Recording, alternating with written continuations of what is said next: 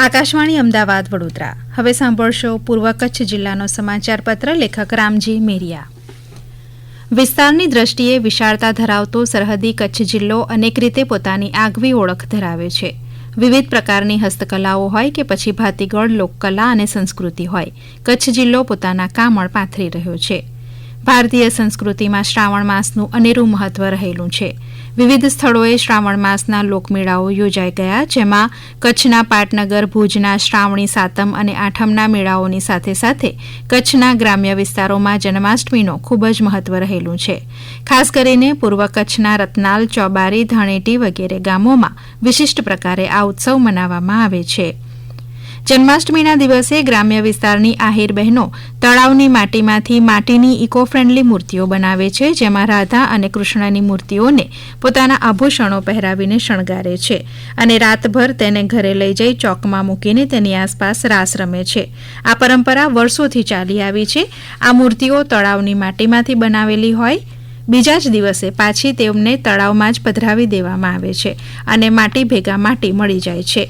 કોઈ પ્રદૂષણ પણ ફેલાતું નથી. આથી આ ગ્રામ્ય પરંપરામાં પર્યાવરણનું પણ ધ્યાન રાખવામાં આવી રહ્યું છે. શ્રાવણ માસ પૂરો થયા બાદ કચ્છની ભાતીગળ સંસ્કૃતિને ઉજાગર કરતા લોકમેળાઓનું ભાદરવા માસમાં પ્રારંભ થયો છે અને ગામડે ગામડે યોજાતા મેળાઓ ત્યાંની સ્થાનિક સંસ્કૃતિને ઉજાગર કરે છે. ખાસ કરીને પૂર્વ કચ્છના વાગડ વિસ્તારમાં યોજાતા મેળાઓનું અનેરું મહત્વ રહેલું છે.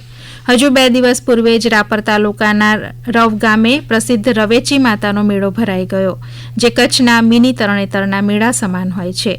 આ મેળામાં કચ્છ, વાગડ અને ખડીર વિસ્તારની ગ્રામ્ય સંસ્કૃતિની ઝાંખી થાય છે, જેમાં વિવિધ જ્ઞાતિઓ જેવી કે રબારી, રજપૂત, આંજણા પટેલ, કાલી, મેંઘવારી, આહિર, ભરવાડ વગેરે જ્ઞાતિઓ પોતાના વસ્ત્રો અને આભૂષણો થકી આગવું આકર્ષણ ઊભું કરે છે.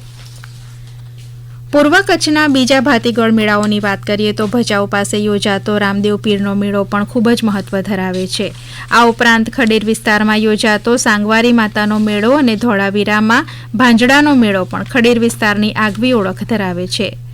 ભચાઉ તાલુકાના ખારોઈ ગામે યોજાતો સૈજાદાદાનો મેળો ભાદરવી પૂનમમાં દર વર્ષે યોજાય છે, જેમાં દિવસે લોકડાયરો અને રાત્રે સંતવાણી સહિતના કાર્યક્રમો યોજાય છે. આ મેળામાં કચ્છ બહાર વસતા સ્થાનિકો મોટી સંખ્યામાં ઉમટે છે. ખાસ કરીને મુંબઈગરાઓ આ મેળો માલવા આવે છે. આથી અહીં ગ્રામ્ય અને શહેરી એમ બંને સંસ્કૃતિઓના દર્શન થાય છે.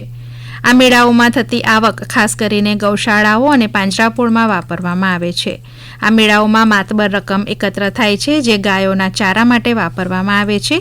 આથી પશુ સંવર્ધન માટે પણ મેળાઓનું અનેરું મહત્વ રહેલું જોવા મળે છે.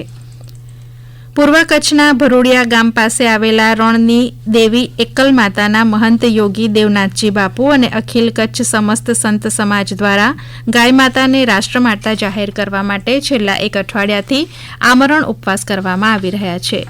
ગાય માતાને રાજ્યમાતાનો દરજ્જો મળે તે માટે સમગ્ર કચ્છના સંતો આ આંદોલનમાં જોડાયા છે, જેમાં સમગ્ર કચ્છની ગૌશાળાઓ, પાંજરાપોળ, વિવિધ ધાર્મિક અને સ્વયંસેવી તેમજ સામાજિક સંસ્થાઓ પણ સમર્થન આપી રહી છે. કચ્છ ઉપરાંત ગુજરાતભરમાંથી પણ સંતો અને સાધુ સમાજ સમર્થનમાં આવ્યા છે.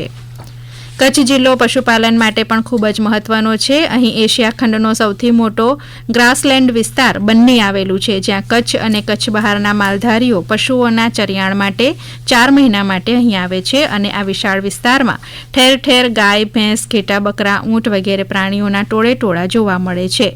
બંનેની ભેંસને તો સરકારે એક અનોખી ઓલાદ તરીકેની માન્યતા પણ આપી છે. આથી બંનેની કારી કુંઢી ભેંસ 50,000થી લઈને 5 લાખ સુધીની કિંમતે વેચાય છે. આપ સાંભળી રહ્યા હતા પૂર્વ કચ્છ જિલ્લાનો સમાચાર પત્ર. લેખક રામજી મેરિયા. પ્રસારણ આકાશવાણીના અમદાવાદ વડોદરા કેન્દ્ર પરથી કરવામાં આવ્યું.